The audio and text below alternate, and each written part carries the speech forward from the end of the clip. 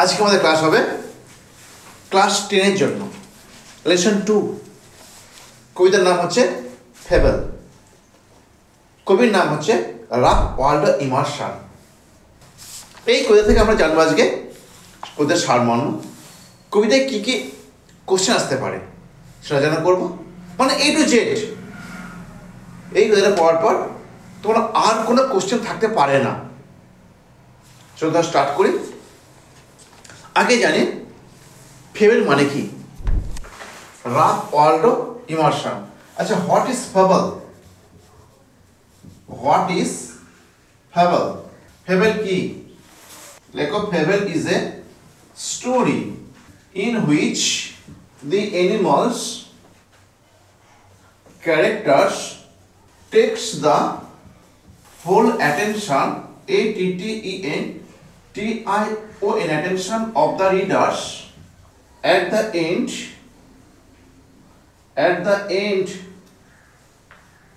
of the story. LEAVE leave a moral, MORAL। তাহলে fable কি হলো? প্রশ্ন নিলাম, হোয়াট ইজ ফেবল? ফেবল কি? Fable is a story in which the animal characters, যেখানে animal character হতে পারে, আবার নির্জীব হতে পারে, ইনঅ্যানিমেট হতে পারে, নির্জীব চরিত্রগুলো take the whole attention of the readers, নেয় সমগ্র মনোসংযোগটা পাঠকদের।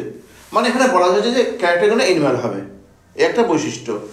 আর and at the end of the story, গল্পের শেষে লিভ ত্যাগ করে, কারা ত্যাগ করে? এই অ্যানিমাল ক্যারেক্টারগুলো ত্যাগ করে। কি ত্যাগ করে? এ মোরাল, একটা নীতি কথা, নীতি শিক্ষা, নীতি জ্ঞান। তাহলে দুখানা তুমি বৈশিষ্ট্য পেলে, ক্যারেক্টারগুলো হবে অ্যানিমাল ক্যারেক্টার আর শেষে একটা মোরাল থাকবে। ক্লিয়ার? আমাদের এখানে বর্তমান পাঠ্য ফেবল। কার লেখা? Rough Waldo Emerson. Rough Waldo Emerson. এই ওয়াল্ডো নামে উনি বেশ খ্যাতি লাভ করেছিলেন। ক্লিয়ার হয়েছে? ইনি একটা আমেরিকান এসেইস্ট। ইনি যে কবি রূপে খ্যাতি লাভ করে তা নয়, ইনি একটা আমেরিকান এসেইস্ট। তোমার MCQতে দিতেই পারে উনি জাতিতে কী ছিলেন? ধর্মতে ছিলেন খ্রিস্টান, আর জাতি ছিলেন আমেরিকান। এনার বিখ্যাত এসেগুলো হচ্ছে দি রিলায়েন্স,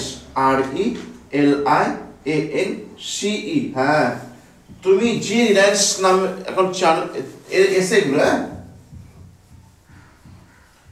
এর বিখ্যাত এসেগুলো হচ্ছে, একে লিখলাম দি রিলায়েন্স, লিখলাম কেমন? দি রিলায়েন্স একে লিখলাম, দুইয়ে লেখো দি ওভারসোল, SOUL, দি ওভারসোল, দি পোয়েট। এগুলো আমার বিখ্যাত এসে। উনি এসে মানে প্রবন্ধকার রূপে উনি খ্যাতি লাভ করেছিলেন। এছাড়া আজকে আমার কবিতা হচ্ছে, আজকে আমার পাঠ্য হচ্ছে একটা কবিতা। The mountain and the squirrel had a quarrel. ভালো করে দেখো, the mountain and the squirrel had a quarrel. Mountain এবং মানে পর্বত, পাশের ছবিতে তাকিয়ে দেখো, পর্বত এবং কাঠবিড়ালির হ্যাড এ কোয়ারেল, ছিল একটা ঝগড়া। তাহলে প্রথমেই কোশ্চেন আসতে পারে কাদের মধ্যে ঝগড়া হচ্ছিল। তাহলে দুখানা, একটা পেলাম, একটা পর্বত, একটা কাঠবিড়ালি, দুটো চরিত্র আমরা পেলাম। এই দুখানা ক্যারেক্টার আছে, তাহলে আমার এখানে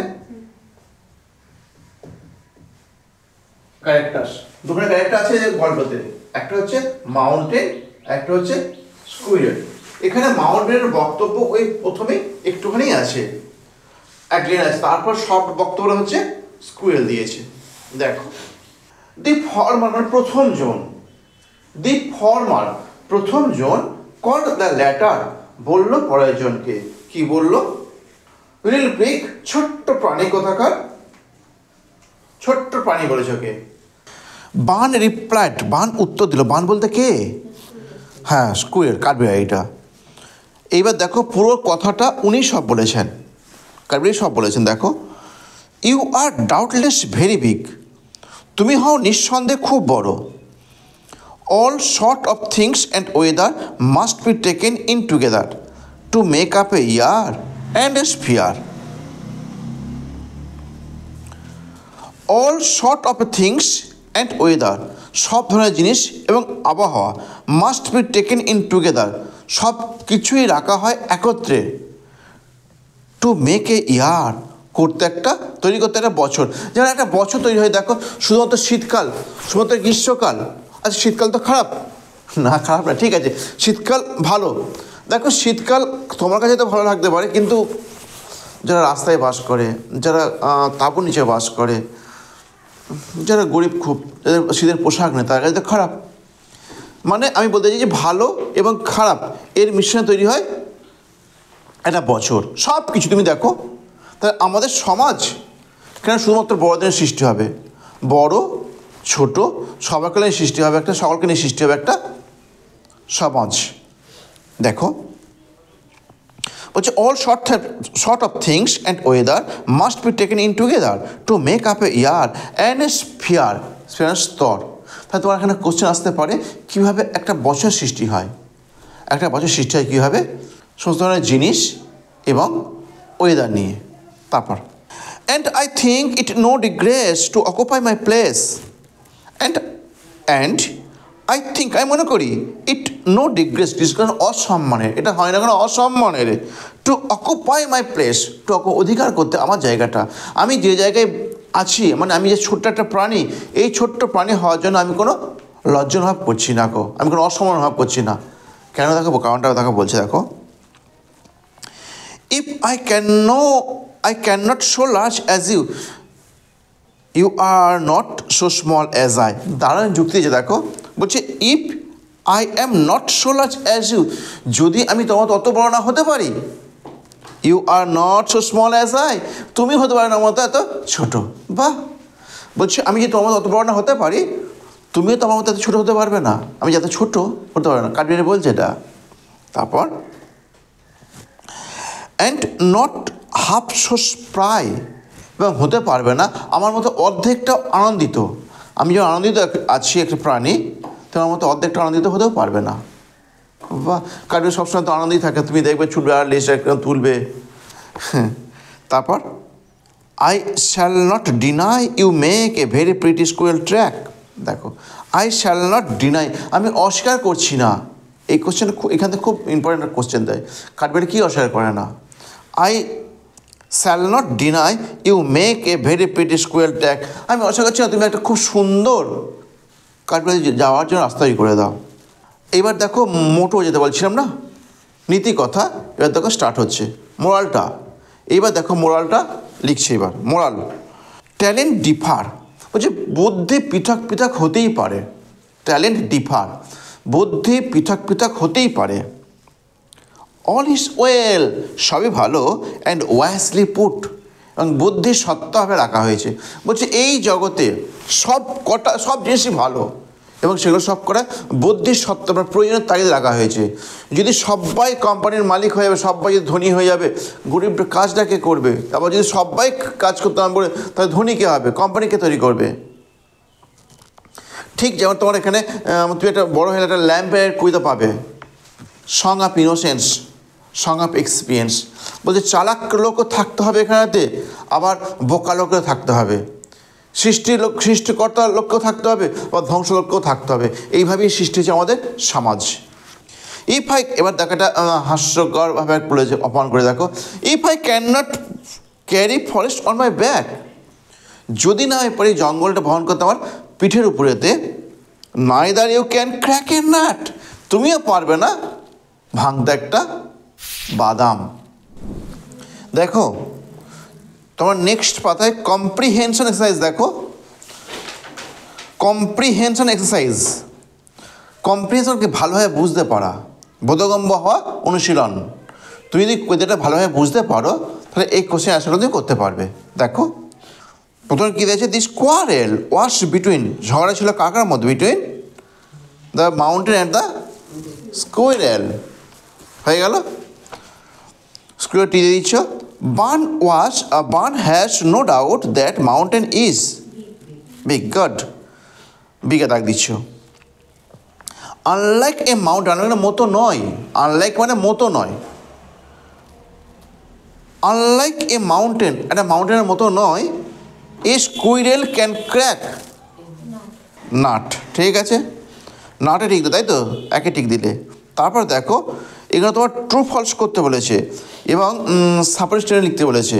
দেখো the mountain call the squirrel little burn, আচ্ছা টি নয়, এটা লিটল প্রিক বলেছে, বার্ন বলেনি, তাহলে এফ করে দাও।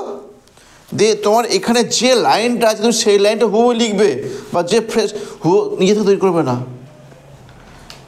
নিজে থেকে কোনো বাক্য তৈরি করবে না।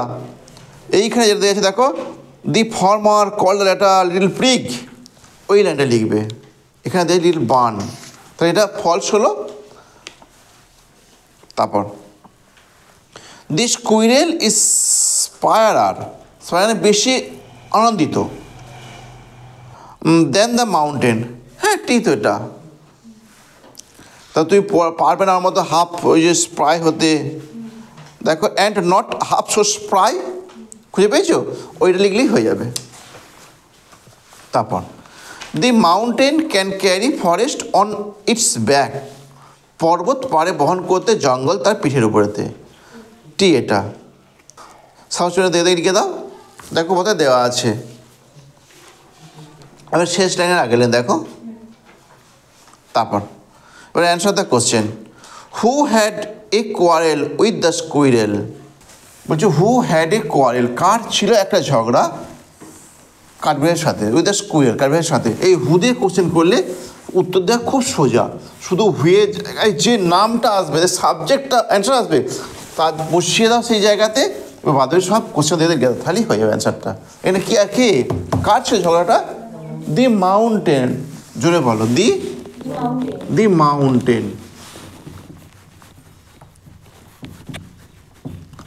এবার বাদ বাকি সবটা, had a quarrel with the squirrel, হয়ে গেল।